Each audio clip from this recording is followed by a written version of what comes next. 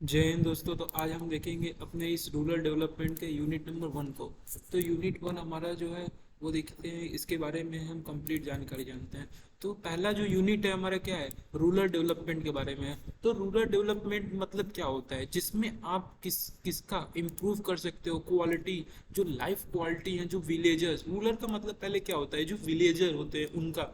तो उनको आपको क्या करना है, उनके जो क्वालिटी है, जो विलेज में जो लोग रहते हैं उनके क्वालिटी को इम्प्रूव करना है और उनको फाइनेंशियली वेलबींग बनाना है। उनको एक अपने खुद पे कमाने के लिए, खुद पे अपने इकोनॉमी को रन करने के लिए हमको इम्प्रूवमेंट करना ही हमारा रूरल डेवलपमेंट का मेन मोटो है। रूरल डेवलपमेंट का जो मेन मोटिव क्या है, एक और हमारा सोशियो इकोनॉमिक जो हमारा इम्प्रूवमेंट होता है। तो ये हमारा क्या करना है, ओवरऑल जो हमारा सोशियो इकोनॉमिक इम्प्रूवमेंट ही हमारा क्या है, जो हमारा रूरल डेवलपमेंट का पार्ट है। अब देखते हैं इसके स्कोप क्या हो सकते हैं। अगर रूरल डेवलपमेंट करने आखिर में क्या जरूरत है हमको रूरल डेवलपमेंट करने का, तो स्कोप देखते हैं। पहला, इम्प्रूव इकोनॉमी। जिससे क्या होगा, आप जैसे कि जानते हैं हमारा जो economy more than 20% of GDP जो कंट्रीब्यूट करता है हमारा रूरल डिपार्टमेंट से होता है। जो अधिक 20% क्या, वो 30% से भी अधिक हो सकता है। तो स्कोप क्या है, हम अपने इकोनॉमी को इम्प्रूव करने के लिए रूरल डेवलपमेंट पे हम कंसंट्रेशन कर सकते हैं। और दूसरा फैक्टर है एग्रीकल्चर। जैसा कि हम जानते हैं हमको फूड सिक्योरिटी मेंटेन करना है, तो उसके लिए जो स्कोप है हमारा एग्रीकल्चर सबसे इम्पोर्टेंट स्कोप है। फिर उसके बाद आता है विलेज प्लानिंग। विलेज को कैसे प्लान करें, वहाँ से कैसे हम मोर एफिशिएंट वे में हम वहाँ से इकोनॉमिक अपने कंट्री को डेवलप कर पाए, वो हमारा स्कोप है। एंड हाउस फॉर लैंडलेस, हम वहाँ पे जो लैंडलेस हैं, जिसके पास जमीन नहीं है, उनको हम लैंड प्रोवाइड करें। उसके बाद इंफ्रास्ट्रक्चर में हमारा पब्लिक हेल्थ आता है कि वहाँ पे हेल्थ फैसिलिटी प्रोवाइड करें, जिसकी वजह से वहाँ पे जितने भी जो लोग रहते हैं वो माइग्रेट ना हो, अर्बन में ना माइग्रेट हो। वो पता चला कि वहाँ पे हेल्थ फैसिलिटी अच्छी नहीं है, तो वो क्या करते हैं, मूव टूवर्ड्स कर देते हैं। तो इसलिए हमको पब्लिक हेल्थ पे भी फोकस करना होगा। एजुकेशन, उनको एजुकेट करना होगा और उनको फंक्शनली हमको लिटरेसी रेट उनका इंक्रीज करना होगा। तो ओवरऑल जो स्कोप है, हम देख सकते हैं कैसे हम इकोनॉमी को इम्प्रूव करके उनके एग्रीकल्चर में भी इम्प्रूव करें, और एक विलेज हम उसको प्लान लेवल बनाएं। जैसे वो रैंडम नहीं, जैसे वहाँ पे सैनिटेशन का प्रॉब्लम ना हो, हमको हर चीज हर हर एक पैमाने का वहाँ पे क्या करना होगा, और उस सर्वे करना होगा, रिसर्च करना होगा, फिर विलेज हमको प्लान करना होगा। फिर उसके बाद क्या है, हाउस फॉर लैंडलेस। हमने देखा कि जो लैंडलेस है उनको भी हम हाउस प्रोवाइड करें। फिर आता है पब्लिक हेल्थ, वहाँ पे हेल्थ इंफ्रास्ट्रक्चर जो है उसको क्रिएट करें, और वहाँ के लोगों को क्या बनाए, हम फंक्शनली लिटरेसी, कि जब आपके वहाँ के लोग कैसे फाइनेंशियल वेलबींग होंगे, कैसे वो अपने खुद का अपना कमाई कर सकते हैं, अर्निंग कर सकते हैं, पैसा कमा सकते हैं, कब, जब हमारा ये फंक्शनली लिटरेसी होंगे, कि सारे लोग लिटरेट हो, एजुकेटेड हो, जितने मॉडर्न टेक्नोलॉजी आ रहे हैं उससे क्या हो, वो अवेयर हो। तो ये हमको पॉइंट याद करना है कि हमको फाइनेंशियली वेलबींग बनाना है, उनको फंक्शनली लिटरेसी करना है, सभी लोगों को हमको क्या करना है, एजुकेट करना है। अब देखिए इसके जो इम्पोर्टेंस क्या है रूरल डेवलपमेंट के, आरडी यानी रूरल डेवलपमेंट। पहला क्या है, नेशनल जो नेसेसिटीज है वो कंप्लीट होता है किसके द्वारा, हमारा रूरल डेवलपमेंट के द्वारा। क्योंकि रूरल डेवलपमेंट में हमारा agriculture, village planning, public health, education, functional literacy, सारे जो हमारे लेवल है वो सारे डेवलप हो रहे हैं। तो जो 3/4 ऑफ इंडियन पॉपुलेशन है जो रूरल के, वो हमारे इंडियन पॉपुलेशन रूरल है। जैसा कि आप जानते हैं कि हमारा जो देश होता है इंडिया है, वो क्या कहा जाता है, गांव का एक समूह बोला जाता है, ये कई सारे कलेक्शन ऑफ द विलेज है। तो जो हमारा इंडिया में जो पॉपुलेशन का जो रूरल सेक्टर में हमारा कंट्रीब्यूशन है वो कितना है, 3/4। Nearly half of the country जो इनकम होता है वो agriculture of the rural base पे वो डिपेंडेंस है। जो एग्रीकल्चर में आधा से ज्यादा भी जो हमारा डिपेंडेंस है कहाँ से, रूरल एरिया से। और 70% जो एम्प्लॉयमेंट होता है वो हमारे रूरल एरिया से ही होते हैं, लोग माइग्रेट करके जाते हैं अर्बन एरिया में। तो हमको फोकस करना होगा अपने रूरल डेवलपमेंट के ऊपर। और जो ग्रेट डिस्पैरिटी होता है, अधिकतर लोग देखेंगे पॉलिटिकल इनस्टेबिलिटी होता है, हम सोचते हैं कि अर्बन वाले ज़्यादा होंगे, थोड़ा अच्छे लेवल पे होंगे, उनका लेवलीहुड अलग हुआ, लेकिन उससे क्या होता है, एक डिस्पैरिटी क्रिएट होता है। उसको हमको खत्म करने के लिए, उसको इरेडिकेट करने के लिए हम रूरल डेवलपमेंट का इंपॉर्टेंस है। तो रूरल डेवलपमेंट में हमने देखा क्या, कि हमको पहले 3/4 हमारा देख रहे हैं कि पॉपुलेशन जो है सबसे अधिक हमारे रूरल एरिया में, ये जो जहाँ जहाँ पे हमारी पॉपुलेशन होगी वहीं पे तो हम ग्रोथ चाहेंगे रहेंगे, तो इसलिए इंडियन पॉपुलेशन को वहां पे हमको वहां पे जहाँ पे ज्यादा है वहां पे ग्रोथ चाहिए। और जितने आधा से ज्यादा कंट्री का जो इनकम है एग्रीकल्चर सेक्टर से, वो हमारा रूरल एरिया में है, तो हम उसको डेवलप करना होगा, फोकस करना होगा। और 70% जो पॉपुलेशन का एम्प्लॉयमेंट है वो कहाँ से, हमारे रूरल एरिया से है। और उससे क्या होता है, कभी कभी क्या होता है, आइडियोलॉजिकल पॉलिटिकल इनस्टेबिलिटी आ जाता है कॉन्फ्लिक्ट के कारण, तो उसको हम अगर डेवलप करेंगे तो कहीं ना कहीं जो पॉलिटिकल स्टेबिलिटी है वो हमारा इंक्रीज होगा। अब देखते हैं क्या कुछ इशू हो सकते हैं रूरल डेवलपमेंट करने के लिए। पहला क्या है, infrastructure, development of infrastructure. Yes, कि वहां पे इशू क्या है, इंफ्रास्ट्रक्चर डेवलप नहीं है, इसलिए हमारा रूरल डेवलपमेंट में दिक्कत हो रहा है। ट्रांसपोर्टेशन नहीं सही है, लॉजिस्टिक नहीं सही है। और पावर्टी में देख रहे हैं रिडक्शन हमको करना इशू है, कि हमको poverty level rural rural area में कुछ ज़्यादा ही लेवल है, उसको हमको रिड्यूस करना एक इशू है। और हेल्थ फैसिलिटी है उसको हमको डेवलप करना होगा, क्योंकि अगर ये नहीं डेवलप होगा तो वहाँ पे लोग स्टेबल नहीं होंगे। तो इसलिए हमको हेल्थ फैसिलिटी, जो इंफ्रास्ट्रक्चर है हेल्थ फैसिलिटी का, उसको हमको क्या करना होगा, उसको हमको ग्रो अप करना होगा। फिर क्या आता है, डेवलपमेंट ऑफ प्रोडक्टिव रिसोर्सेज।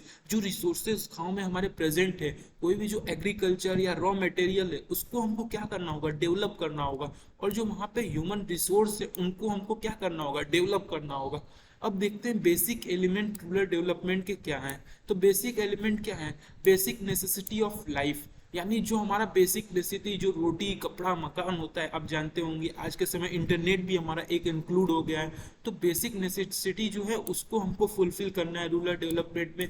और self respect then rural development, हर एक एवरी पर्सन के अंदर एक सेल्फ रिस्पेक्ट होना चाहिए, कि व्यक्ति वो अपने आप में खुद में क्या है, सेल्फ रिस्पेक्ट है, अपने आप में खुद एक पहचान है। जब वो फंक्शनल लिटरेसी होगा और एक फाइनेंशियल वेलबींग होगा, तो ये सेल्फ रिस्पेक्ट वाला चीज हमारे अंदर ऑटोमेटिक आ जाएगा।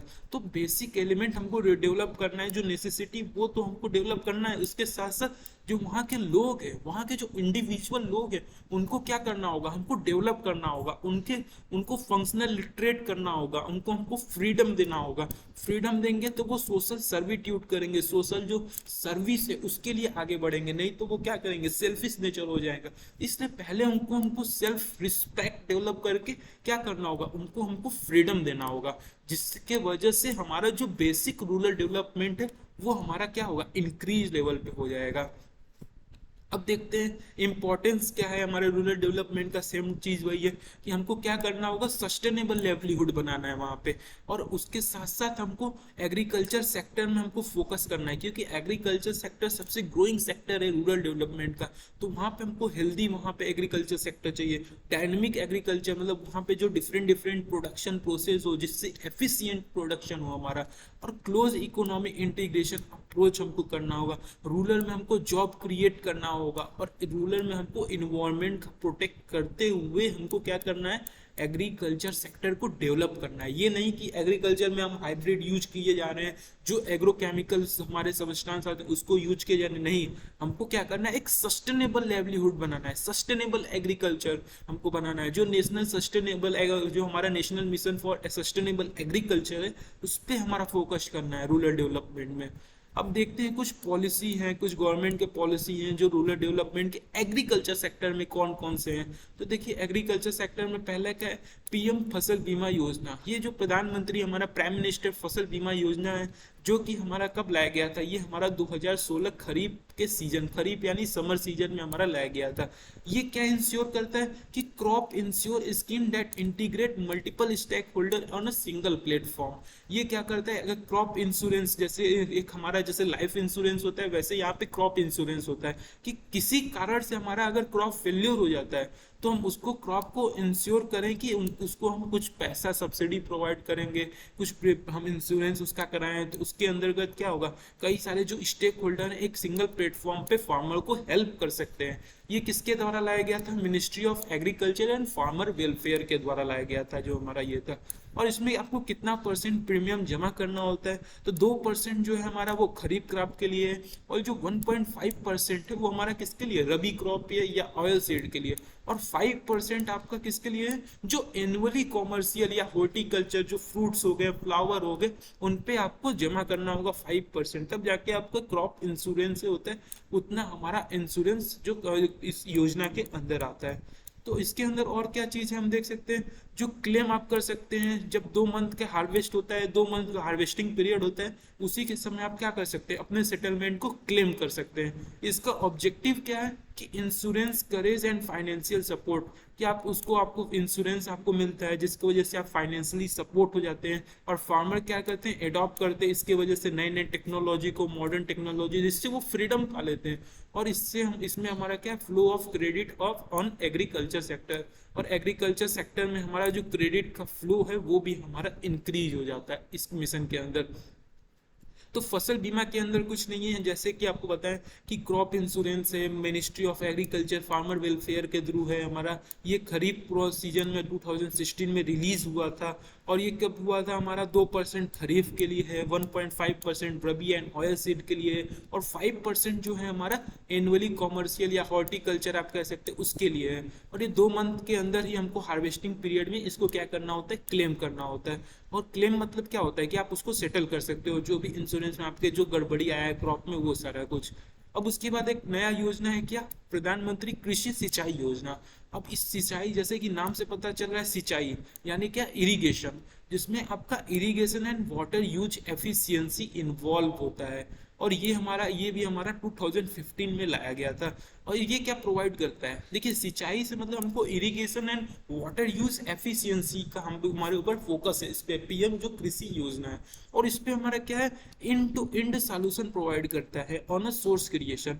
जो भी हम क्रॉप प्रोडक्ट कर रहे हैं, जो भी हम सोर्स क्रिएट कर रहे हैं, उस पर हमको कैसा प्रोवाइड करता है, एंड टू एंड सॉल्यूशन। मतलब हमको क्या करता है, उसमें कोई प्रकार का डिस्टर्बेंस नहीं आएगा, जो भी जैसे हम मैनेजमेंट हम उसको कर सकते हैं, फील्ड का एप्लीकेशन डिफरेंट डिफरेंट, जैसे हमारा सेक्टर होता है इरिगेशन में, जो हम मॉडर्न टेक्नोलॉजी यूज कर रहे हैं, वो सारा कुछ इसके अंदर फॉलो, हमारा वो क्या होता है, फॉलो अप होता है। और इसके अंदर हमारा क्या, जो वाटर वेस्टेज है उसको भी आप कंट्रोल कर सकते हैं। और इससे क्या होगा, आपका एक्सटेंसिव एक्टिविटीज क्या होगा, ग्रो अप होगा। तो इसलिए हमारा क्या लाया गया, प्रधानमंत्री कृषि सिंचाई योजना। इसके अंदर केवल इरिगेशन भी नहीं है, इसके अंदर आपका जो रेन वाटर हार्वेस्टिंग होता है, एक छोटे लेवल पे आप रेन वाटर को कलेक्ट करते हैं, वहां से हार्वेस्ट, वो वहां से आप इरिगेट करते हैं, वो भी इसी के अंदर इन्वॉल्व है। इसमें ऑब्जेक्टिव क्या है कि हमको इरिगेशन इन्वेस्टमेंट इंक्रीज करना है, और उसके साथ साथ हमको जो कल्टीवेबल एरिया मतलब कि जहाँ पे खेती करने वाला एरिया होता है उसको भी इंक्रीज करना है।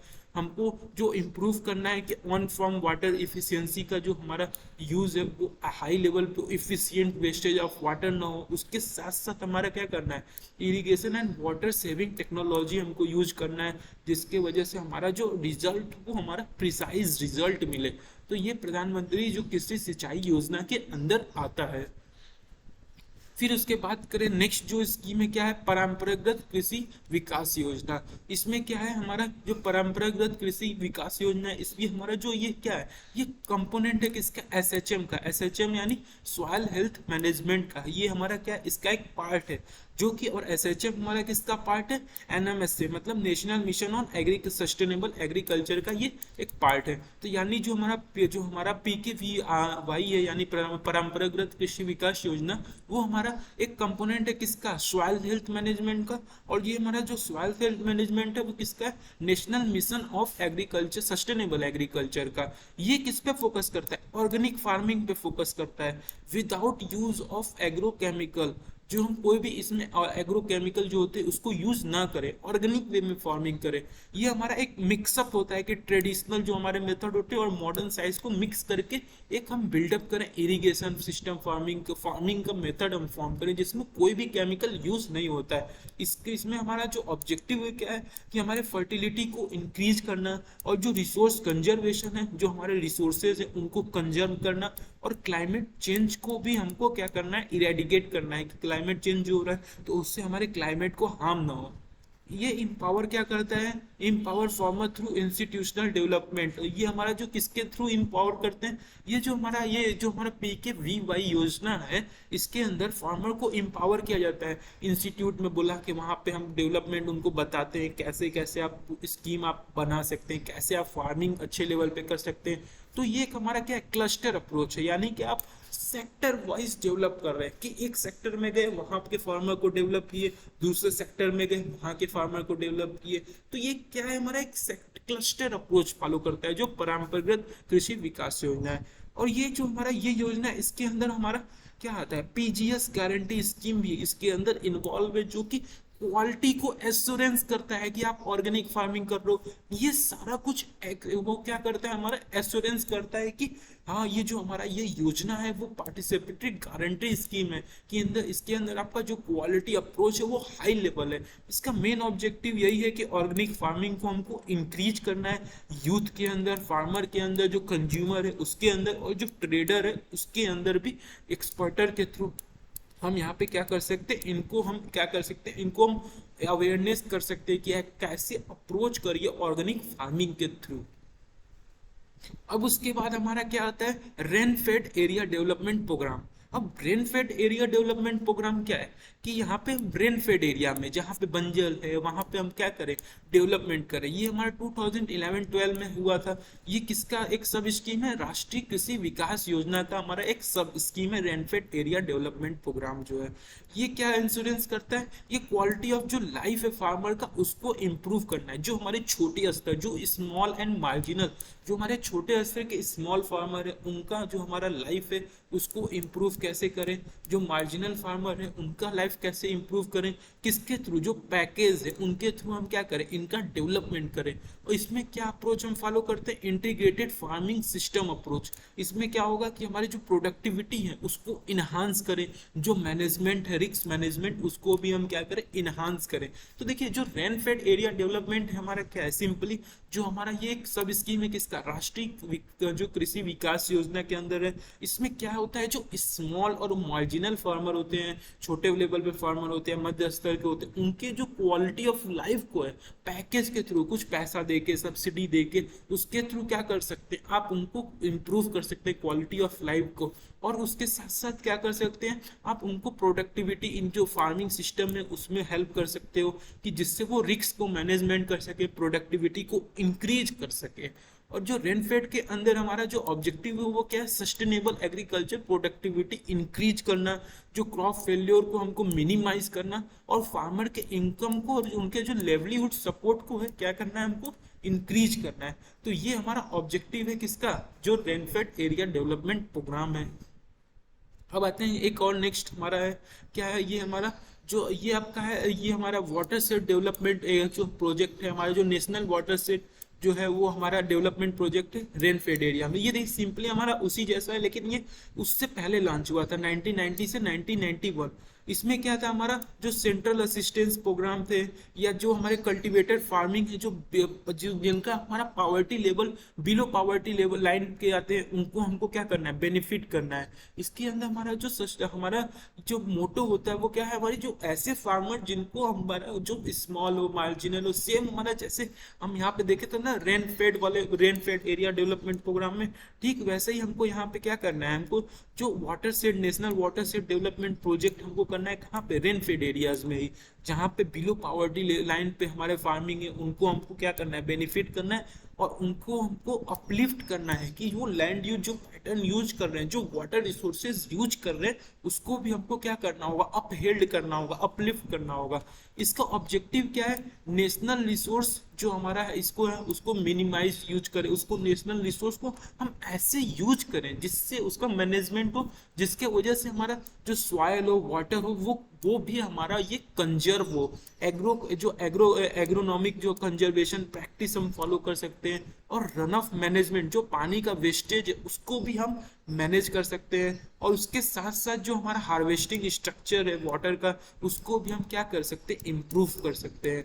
तो ये जो हमारा इन्हांस करता है पीपल को पार्टिसिपेट करें इस प्रोजेक्ट में, और कैसे इम्प्लीमेंट करें, प्लानिंग करें, मॉनिटरिंग करें, ये सारा कुछ पीपल को क्या करता है, उसमें पार्टिसिपेट देता है। मतलब इसमें क्या पीपल टू पीपल पार्टिसिपेशन है। इससे क्या होगा, हमारा फार्मिंग प्रोडक्शन इंक्रीज होगा, लाइवलीहुड सपोर्ट सिस्टम इंक्रीज होगा।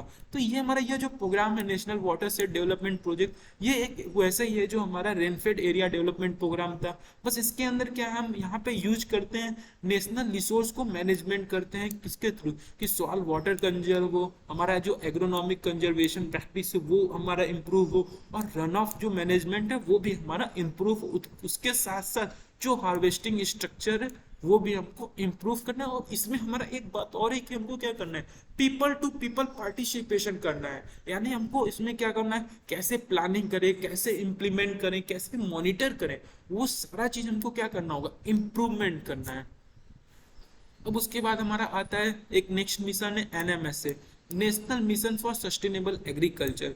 इसके अंदर क्या करना है, ये हमारा क्या है, ब्रॉडर मिशन है जिसके अंदर अधिकतर मिशन आते हैं। इसमें हमारा एग्रीकल्चर प्रोडक्टिविटी को कैसे आप इंक्रीज कर सकते हैं रेन फेड एरियाज में, और उसके साथ साथ हमारा सस्टेनेबल, जो सस्टेनेबल नेम है मतलब क्या, वाटर का यूज इफिशियंसी होना चाहिए। मतलब वाटर को आप एफिशिएंट वे में यूज करें, ये नहीं कि वेस्टेज हो रहा है। उसके साथ साथ हमारा सॉइल हेल्थ को भी हमको क्या करना होगा, मैनेज करना होगा कि सॉइल का फर्टिलिटी भी इम्प्रूव हो।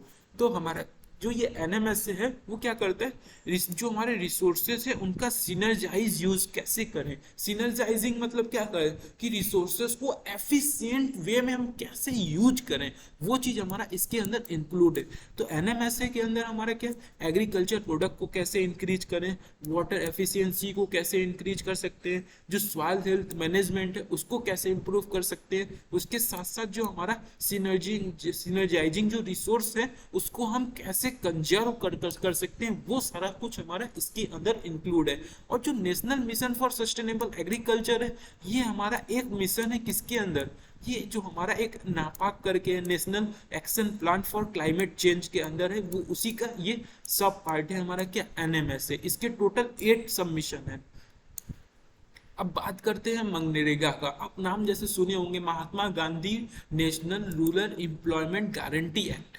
इसमें क्या है, जैसे कि नाम से पता चल रहा है गारंटी एक्ट, ये कम से कम 100 दिन का गारंटेड वेज एम्प्लॉयमेंट प्रोवाइड करता है। किसको, जो अनस्किल लेबर हैं, जो मैनुअल वर्कर हैं, उनको ये प्रोवाइड करता है रूरल एरिया में।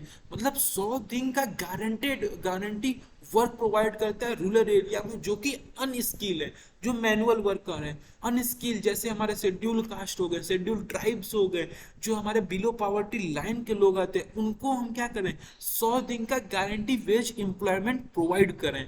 इसका ऑब्जेक्टिव क्या है कि हमको क्या करना है, अनस्किल मैनुअल लेबर को वर्क प्रोवाइड करना है कम से कम 100 दिन का। उसके साथ साथ क्या करना है, हमारे जो पुअर लोग हैं, जो उनके पुअर जो लोग हैं, उनको हम क्या प्रोवाइड कर रहे हैं, यहाँ पे लेवलीहुड को उनको स्ट्रेंथन कर रहे हैं, उनको जॉब प्रोवाइड कर रहे हैं, अनएम्प्लॉयमेंट को इरेडिकेट कर रहे हैं। और इससे क्या हो रहा है, सोशल इंक्लूजन डेवलप हो रहा है कि अनस्किल और स्किल दोनों साथ में मिलकर हमारा क्या करें, हमारे डेवलपमेंट पे हेल्प करें। और उसके साथ साथ ये स्ट्रेंथन करता है PRI, पंचायती राज इंस्टीट्यूशन को ये क्या कर रहा है, और बिल्डअप कर रहा है कि जो अनस्किल लोग भी हैं उनको भी हम जॉब प्रोवाइड करें। फिर उसके बाद वेरियस पॉलिसी जो लाया गया है सोशल सिक्योरिटी के लिए। तो अब हमको क्या बात करना है कि कौन कौन से पॉलिसी लाए गए हैं रूरल सेक्टर के लिए जो कि सोशल सिक्योरिटी के बारे में बात करते हैं। तो 2015 का जब बजट पास हुआ था तो उसमें 3 स्कीम लाए गए थे जो कि सोशल सिक्योरिटी के बारे में बात करते हैं। पहला क्या है, अटल पेंशन योजना। अटल पेंशन योजना के अंदर क्या होता है, इसमें सारे सिटीजन आते हैं जो भी हमारे 80 से 40 इयर्स के बीच में होंगे, सारे इंडियन सिटीजन जो कि हमारे 18 से लेके 40 एज के ईयर के एज में बीत होंगे। इसमें क्या होगा, मिनिमम मंथली पेंशन मिलेगा। जो भी इसका बेनिफिशियरी होगा या जो सब्सक्राइबर होगा उसको कम से कम मंथली 1000 से 5000 के बीच उसको क्या प्रोवाइड होगा, पेंशन प्रोवाइड होगा। और इसमें स्पाउसेस को भी पेंशन प्रोवाइड होगा, कब तक, जब अंटिल डेथ तक यहाँ पे प्रोवाइड होगा। तो ये एक ब्रॉडर कॉन्सेप्ट है कि अटल पेंशन जो योजना है हमारा 18 ईयर मतलब 18 से 40 साल के बीच जो सब्सक्राइबर है उनको आप 1000 से 5000 तक प्रोवाइड कर रहे हो मंथली पेंशन के थ्रू, उनको अपलिफ्ट करने के लिए। फिर दूसरा क्या है, हमारा जो प्रधानमंत्री सुरक्षा बीमा योजना है, इसमें क्या होता है, कभी आप जा रहे हो, एक्सीडेंटल डेथ हो जाता है या डिसेबिलिटी हो जाते हो आप, कभी कभी आपको आपका क्या होता है, सही से बॉडी काम नहीं करता है, उसके वजह से क्या होता है कि आप कमा नहीं सकते, कुछ कर नहीं सकते, तो उसके लिए भी जो सरकार है, हमारी गवर्नमेंट है, वो क्या लॉन्च की है, पीएम सुरक्षा बीमा योजना। इसके अंदर क्या है, आपको आपको जो इसमें जब आप सब्सक्राइब करोगे या इसको लॉग इन करोगे, आप उसको आप बेनिफिशियर बनोगे इसके, तो आपको एनुअली इसको क्या करना होगा, रिन्यूड करना होगा बार बार। और एनुअली हमको कितना पे करना है, 12 रुपीज जो हमारे पर ईयर होते हैं, इतना रुपए हमें केवल एक छोटा मात्र अमाउंट है, उसको हमको पे करना है। और इसमें अगर एक्सीडेंटल डेथ हो जाता है या परमानेंट डिसेबल्ड हो जाते हो, तो आपको सरकार 2 लाख रुपए प्रोवाइड करती है। और जब आप पार्सली डिसेबल होते हो तो 1 लाख रुपए प्रोवाइड करती है। तो ये क्या होता है, इससे हमारा क्या है कि बैंक अकाउंट भी लोग ज्वाइन कर रहे हैं, 18 से 70 साल के लोग। और ये किसके द्वारा ऑफर किया जाता है, जो public sector general insurance company है उसके थ्रू ये ऑफर किया जाता है, और कई सारे अदर जनरल इंश्योरेंस कंपनी है उनके थ्रू ये भी ऑफर किया जाता है। तो ये आपको रिमेंबर है किसके through, public sector general insurance company के थ्रू ये आपका लॉग इन होता है, ये आपको ऑफर करता है। तो ये हमारा जो पीएम सुरक्षा योजना है वो एक्सीडेंटल डेथ और डिसेबिलिटी पे मेनली फोकस है। 2 लाख रुपए प्रोवाइड करती है जिसका एक्सीडेंटल डेथ हो जाता है, और 1 लाख रुपए प्रोवाइड करती है जिसका हमारा पार्शियल डिसेबिलिटी हो जाता है। तो ये हमारा ये 12 रुपए आप कम से कम पे, 12 रुपए आपको पर सालाना पे करना होता है। अगर आपको अगले साल भी रजिस्टर करना है तो आपको फिर से उसको रिन्यूड करना होगा, बस और कुछ नहीं है इसके अंदर। फिर उसके बाद बात करें पीएम जीवन ज्योति बीमा योजना। अब इसके अंदर क्या है, जो प्राइम मिनिस्टर जीवन ज्योति बीमा योजना है, इसमें आपको 1 साल का लाइफ इंश्योरेंस प्रोवाइड करता है 2 लाख रुपए तक का। इसमें आपको क्या करना होता है, कम से कम आपको 330 रुपए पे करने होते हैं पर एनम पर ईयर एक मेंबर के लिए। उसमें क्या होगा कि अगर आपका एक्सीडेंटल डेथ हो जाता है तो उसके अंदर आपको सरकार क्या करेगी, जो सरकार है या जो ऑफर्ड कंपनी इंश्योरेंस कंपनी है वो 2 लाख रुपए प्रोवाइड करेगी। 330 पे आपको पर ईयर जमा करना होता है। अगर अगले साल भी इस स्कीम को आपको लाभार्थी बनना है या बेनिफिशियरी बनना है तो आपको इसको रिन्यूड करना होगा। और ये जो पीएम जीवन ज्योति बीमा योजना है वो किसके थ्रू करा जाता है, जो एलआईसी होते हैं, लाइफ इंश्योरेंस कंपनी, और कई सारे कंपनीज होते हैं। तो हमने देखा कैसे सोशल सिक्योरिटी के लिए अटल पेंशन योजना भी बनाई है सरकार। फिर उसके बाद जो हमारे पीएम सुरक्षा बीमा योजना है, फिर उसके बाद पीएम जीवन ज्योति योजना है जो कि एलआईसी द्वारा है। और इसमें आपका जो है ये पब्लिक सेक्टर जनरल जो इंश्योरेंस कंपनी है, जो पब्लिक सेक्टर के जनरल इंश्योरेंस कंपनी, उनके थ्रू ये ऑफर किया जाता है। अब बात करते हैं कुछ पॉलिसी जो कि सोशल सेक्टर में गवर्नमेंट ऑफ इंडिया द्वारा लाया गया है कि जो प्रोग्राम को डेवलप करने के लिए। तो ये देखते हैं हम क्या है। देखिए पहला जो हमारा पॉलिसी है 20 पॉइंट प्रोग्राम। अब इसके अंदर क्या है, 20 पॉइंट प्रोग्राम जो हमारा कि 1975 में लॉन्च किया गया था, किसके द्वारा, जो प्राइम मिनिस्टर हमारे इंदिरा गांधी जी थी उनके उनके द्वारा हमारा ये लॉन्च किया गया था। इसमें फिर ये हमारा जो 1982 में हमारा इसको रिकंस्ट्रक्ट करके और इस प्रोग्राम को इम्प्लीमेंट किया गया था 1986 में। तो इसमें नए प्रोग्राम और पॉलिसी एडअप हुए थे हमारे 2006 में और कंटिन्यू हुए। तो बात करते हैं इस 20 पॉइंट प्रोग्राम के अंदर आता क्या है आखिर में। ये हमारा क्या है, नेशनल कॉमन मिनिमम, जो हमारे जो मिनिमम वेजेस होते हैं, जो मिनिमम प्रोग्राम होते हैं, उनको हमको अपहेल्ड करना होता है। और ये हमारा जो इसमें हमारे 3 मिशन टोटल इंक्रीज आते हैं जो इन्वॉल्व होते हैं। वो कौन से हमारे, पहला था वही जो नेशनल जो हमारे कॉमन मिनिमाइज प्रोग्राम है उसके अंदर ये हमारा इंक्लूड आता है। और इसके अंदर मिलेनियम डेवलपमेंट गोल है, जो कि मिलेनियम डेवलपमेंट आज के समय हमारा कैसा हो गया, सस्टेनेबल डेवलपमेंट गोल हो गया, जो यूनाइटेड नेशन द्वारा लॉन्च किया गया था। फिर और इसके अंदर और क्या है, हमारा सार्क सोशल कैरेक्टर भी इंक्लूड है। ये सार्क क्या है हमारा, ये साउथ एसोसिएशन जो है, साउथ रीजन के जो हमारे एसोसिएट कई सारे साउथ के ट्रेड है उनके थ्रू हमारा ये इन्वॉल्व है। सार्क कंपनी जो साउथ के हमारे देखेंगे आप, भारत के नीचे जितने भी सारे मैप है वो उसमें जो जो कंट्रियां इन्वॉल्व होती हैं वो भी इस प्रोग्राम के थ्रू इम्प्लीमेंट है। इस प्रोग्राम को हम 20 प्रोग्राम भी इसलिए करते हैं क्योंकि यहाँ पे हमको रीस्ट्रक्चर्ड वे में प्रोग्राम मिलता है कि ये इसका ऑब्जेक्टिव क्या है हमारा, कि पॉवर्टी को इरेडिकेट करना, नो पॉवर्टी होना चाहिए, और जो पुअर का क्वालिटी ऑफ लाइफ है उसको एश्योरेंस करें कि उनका भी हम उनको अपलिफ्ट करें, और under privilege of the country, जो हमारे अंडर प्रिविलेज है उस कंट्री को भी हम क्या करें, डेवलप करें। तो ये हमारे कुछ प्रोग्राम है।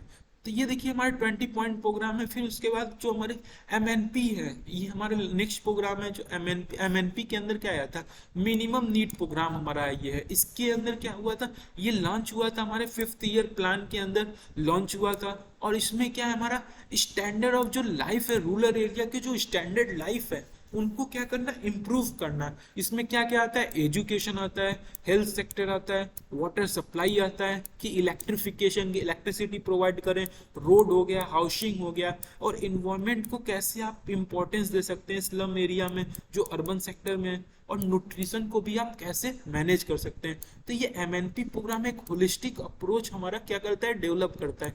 तो इसके अंदर आपने देख लिया क्या क्या हमारे सारे पॉइंट कवर हो रहे हैं। फिर नेक्स्ट प्रोग्राम है हमारा फूड फॉर वर्क प्रोग्राम। अब ये हमारा लॉन्च हुआ था 1977 में। इसमें क्या हुआ था हमारा, कि हमको ये जो हमारा फूड फॉर वर्क प्रोग्राम है, कि मनरेगा स्कीम जो हमने देखा था 100 डेज का वर्क प्रोवाइड करता है, वो इसी के अंदर हमारा इंक्लूड था। ये हमारा एक ड्यूरेबल कम्युनिटी बनाता है जिसके लिए आप वर्क कर रहे हैं, अपने फूड के लिए वर्क कर रहे हैं, कि आप अच्छा खाना ले सके, जो क्वालिटी फूड होता है वो आप अफोर्ड कर सके। फिर उसके बाद आप देख सकते हैं यहाँ पे, जो यहाँ पे एक मिशन लाया गया है हमारा, क्या है, नेशनल रूरल एम्प्लॉयमेंट प्रोग्राम। ये नेशनल रूरल एम्प्लॉयमेंट जो एनआरईपी प्रोग्राम है, ये 1980 में लाया गया था। इससे क्या होगा कि आपका जो एम्प्लॉयमेंट अपॉर्चुनिटी है उसको इंक्रीज करना, और जो हमारा ये एनआरईपी किसको रिप्लेस करके बना था, जो फूड फॉर वर्क, ये हमारा ये वाला प्रोग्राम था फूड फॉर वर्क प्रोग्राम, उसको ये रिप्लेस करके एनआरईपी हमारा प्रोग्राम बना था 1980 में। इसके फंक्शन क्या है, लार्ज नंबर ऑफ जो हमारे वर्कर है उनको इन्वॉल्व करना, उनको स्ट्रेंथन करना, इंफ्रास्ट्रक्चर उनका डेवलप करना, और जिसके पास लैंड नहीं है उसको हम क्या प्रोवाइड करें, लैंड प्रोवाइड करें। और ये सेंट्रली स्पॉन्सर्ड प्रोग्राम है जिसके थ्रू हम क्या कर सकते हैं कि इक्वल शेयरिंग, हम यहाँ पे जो एक्सपेंडिचर में उसको इक्वल शेयरिंग कर सकते हैं। इसका ऑब्जेक्टिव यही है कि एम्प्लॉयमेंट को हमको इंक्रीज करना है और क्वालिटी लाइफ को एश्योर करना है। फिर इसके बाद जो एनआरईपी के बाद हमारा कौन सा प्रोग्राम आता है, आरएलईपी जीपी। इसका क्या है, rural landless employment guarantee programme. ये हमारा 1983 से 84 में आया था। ये भी हमारा सेंट्रली स्पॉन्सर्ड स्कीम था जिसके अंदर हमारा सोशल फॉरेस्ट्री 25%, 10% वर्कर जो हमारे SC ST के होते हैं उनको दे प्रोवाइड करना, और 20% इंदिरा आवास योजना। इंदिरा आवास योजना क्या था, हमारा लैंडलेस को प्रोवाइड करना, हाउसिंग प्रोवाइड करना। तो ये RLEGP हमारा जो rural landless employment guarantee programme था, ये क्या करता है, ये सेंट्रली स्पॉन्सर्ड के जो सेंट्रल गवर्नमेंट के थ्रू स्पॉन्सर्ड किया जाता है, हेल्प किया जाता है स्टेट गवर्नमेंट के साथ कोलैबोरेट करके। तो ये हमारा जो हेल्प होता है कि एम्प्लॉयमेंट को कैसे हम इंक्रीज करें। अब बात करें JRY योजना, जवाहर रोजगार योजना। इसके अंदर क्या था कि ये आपका लॉन्च हुआ था 1 अप्रैल 1989। इसमें क्या है कि आपका ये मर्ज था किसके अंदर, जो हमारे नेशनल रूरल एम्प्लॉयमेंट एक्ट थे और जो rural landless employment guarantee programme थे, इसके अंदर ये हमारा मर्ज हो गया था जवाहर रोजगार योजना। ये भी हमारा सेंट्रली स्पॉन्सर्ड स्कीम है, जो 80:20, 80 हमारा सेंट्रल गवर्नमेंट का, स्टेट का 20। ये टारगेट किसके ऊपर करता है, जो हमारे SC हो, जो ST हो, या जो बिलो पॉवर्टी लाइन हो, या जो फ्री बॉन्डेड लेबर हो, उनको क्या करता है, ये जॉब प्रोवाइड करता है। इसमें ग्राम पंचायत का वैल्यू इंक्लूड होता है कि कौन सा व्यक्ति किसमें योजना के लिए अप्रोप्रिएट है। इस योजना को रिप्लेस किया गया था किसके द्वारा, जवाहर जो रोजगार योजना था वहां पे करके हम क्या किए, ग्राम समृद्धि योजना बनाए। यहाँ पे जवाहर ग्राम समृद्धि योजना, और इसी के अंदर हमारा आता है संपूर्ण ग्रामीण रोजगार योजना। अब बात करें हम, जो हमारा एक और स्कीम है self employment for education unemployed youth.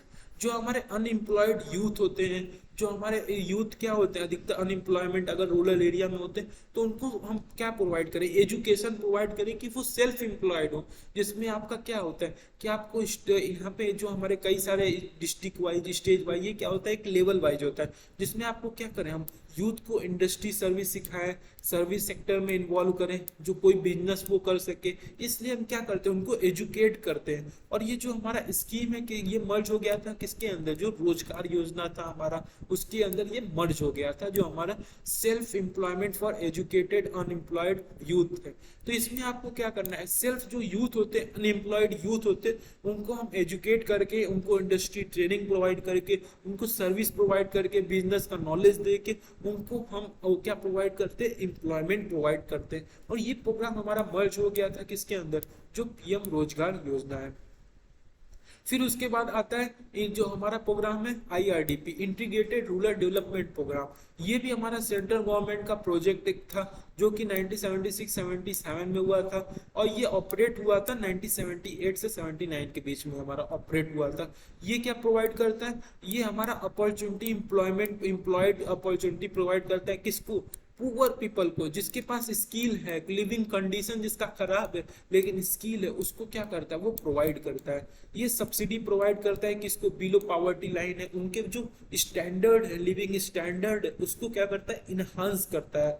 फिर आता है लास्ट में जो हमारा इंदिरा आवास योजना, आपको बताएं जैसे कि ये हमारा रूरल लैंडलेस एम्प्लॉयमेंट गारंटी जो प्रोग्राम है उसके अंदर आता है, और जो सोशल वेलफेयर के अंदर आता है। ये एक हमारा फ्लैगशिप प्रोग्राम है, जो कि मिनिस्ट्री ऑफ रूरल डेवलपमेंट के द्वारा लिया जाता है। और ये किसके लिए है, SC ST जो फ्री बॉन्डेड लेबर है, BPL जो बिलो पॉवर्टी लेवल है, जो कि ग्राम सभा द्वारा अप्रूव्ड है, उनको ये स्कीम के बेनिफिशियरी हैं। और इसका ऑब्जेक्टिव क्या है, हमको कि हाउस कंस्ट्रक्शन बनाना है, आवास यानी कंस्ट्रक्शन बनाना है, किसके लिए, रूरल एरिया के लिए प्रोवाइड करना है, उनको हाउस प्रोवाइड करना है, जिसके वजह से वो अपने टेक्नोलॉजी, अपने रूरल को डेवलपमेंट कर सके।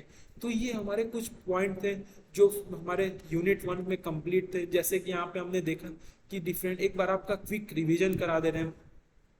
देखिए हमने कैसे देखा रूरल डेवलपमेंट में क्या मीनिंग होता है, आपको क्वालिटी कैसे इंप्रूव करना है, फाइनेंशियली कैसे वेलबींग बनना है। फिर उसके बाद हमने स्कोप के बारे में बात किया था।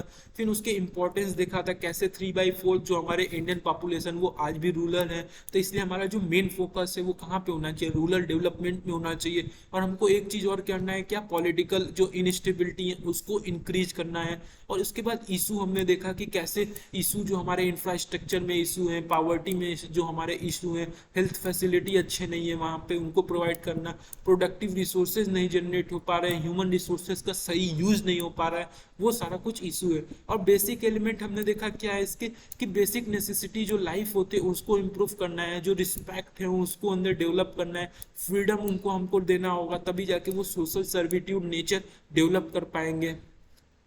फिर उसके बाद इंपॉर्टेंस क्या है रूरल डेवलपमेंट का, कि हेल्दी और इकोनॉमिक सेक्टर हमारा डेवलप होगा, इन्वायरमेंट प्रोटेक्ट होगा, ये सारा कुछ हमने देखा। फिर पॉलिसी के अंदर देखा कि गवर्नमेंट एग्रीकल्चर में क्या क्या पॉलिसी लेती है। तो पहला हमने देखा फसल बीमा योजना, जो कि हमारा ये हमारा 2016 में लॉन्च किया गया था। 2 मंथ का हार्वेस्टिंग टाइम था। ये हमने देखे थे कैसे कैसे 2% खरीफ के लिए, 1.5% रबी के लिए। फिर उसके बाद हमने देखा था प्रधानमंत्री कृषि सिंचाई योजना, वाटर को कैसे एफिशिएंट यूज करें, वो था हमारा। फिर परंपरागत कृषि योजना, हमारे विकास योजना, इसमें क्या था, सॉइल हेल्थ मैनेजमेंट सिस्टम था हमारा, कि कैसे आप ऑर्गेनिक फार्मिंग के ऊपर फोकस कर सकते हैं। फिर उसके बाद हमने देखा कि ये जो हमारा परंपरागत कृषि विकास योजना था, इसको क्या मिला था, क्वालिटी एश्योरेंस मिला था, पार्टिसिपेटरी गारंटी स्कीम प्रोग्राम के अंदर आया था। फिर उसके बाद हमने क्या देखा था, rain fed area development programme देखा था, कि इसमें हमारा क्या था, ये हमारा राष्ट्रीय विकास योजना के अंदर, कृषि विकास योजना के अंदर आया था। इसमें क्या था, फार्मर को क्या करना, क्वालिटी ऑफ लाइफ उनका इम्प्रूव करना, और इनको फार्मिंग सिस्टम को बताना, समझाना, पढ़ाना, ये सब कुछ था। फिर उसके बाद हमने देखा यही सेम चीज था, नेशनल वाटरशेड डेवलपमेंट प्रोजेक्ट जो था हमारा रेनफेड एरिया में, ये भी हमारा सेम उसी के टाइप का था। फिर हमने देखा कैसे जो एग्रीकल्चर, सस्टेनेबल एग्रीकल्चर में नेशनल मिशन है, उसको कैसे इंप्रूव करें, सिनर्जाइज रिसोर्सेज को कंजर्व कैसे करें। फिर हमने मनरेगा के बारे में बात किया था। फिर अब सोशल सिक्योरिटी के था कुछ पॉलिसी, सोशल सिक्योरिटी कैसे आप दे सकते हैं, अटल पेंशन योजना देखा हमने, पीएम सुरक्षा बीमा योजना देखा, पीवा जो प्रधानमंत्री जीवन ज्योति बीमा योजना उसके अंदर हमने देखा, ये सारा कुछ देखा। फिर उसके बाद हमारे कुछ पॉलिसी है जो कि सोशल सेक्टर में डेवलप कर सकते हैं, 20 पॉइंट प्रोग्राम थे हमने देखा। फिर एमएनपी देखा, मिनिमम नीड्स प्रोग्राम, जो 5th ईयर में हमारे क्या हुए थे, डेवलप हुए थे। फिर उसके बाद फूड फॉर वर्क प्रोग्राम देखा हमने, जो कि हमारा मनरेगा के अंदर इंक्लूड आता है। फिर उसके बाद नेशनल रूरल एम्प्लॉयमेंट प्रोग्राम देखा, एनआरईपी प्रोग्राम देखा। फिर उसके बाद जो रूरल में लैंडलेस एम्प्लॉयड हैं उनको गारंटी प्रोग्राम के अंदर उनको लैंड प्रोवाइड करना, वो देखा। फिर जवाहर रोजगार योजना देखा, जिसके अंदर जो हमारा नेम चेंज किया गया था, ग्राम समृद्धि योजना किया गया था। फिर उसके बाद संपूर्ण ग्रामीण रोजगार योजना भी हमने देखा। फिर उसके बाद हम क्या देखें, जो जो हमारे यूथ होते हैं, अनएम्प्लॉयड यूथ होते हैं, उनको हमको सेल्फ एम्प्लॉयमेंट प्रोवाइड करना, वो देखा। फिर लास्ट में हमने देखा क्या, ईआरडीपी, आईआरडीपी, जो कि रूरल डेवलपमेंट को कैसे आप इंटीग्रेट करके डेवलप कर सकते हो, ये देखा। फिर उसके बाद इंदिरा आवास योजना देखा कि ये इंदिरा आवास योजना जो कि हमारे जो हमारे रूरल लैंडलेस, जो रूरल वाले जो थे, लैंडलेस जो थे उनको एम्प्लॉय करना, गारंटी प्रोग्राम इंश्योर करना, जो कि हमारे एमआरडी के अंदर हमारा आता है, वो देखा। इसके ऑब्जेक्टिव के बारे में देखा। तो ये कंप्लीट वास्ट हमारा जो यूनिट 1 है रूरल डेवलपमेंट का, तो ये हमारा था। तो हम अब देखेंगे, हम ये हमारा कंप्लीट लेक्चर हुआ। तो थैंक यू, जय हिंद।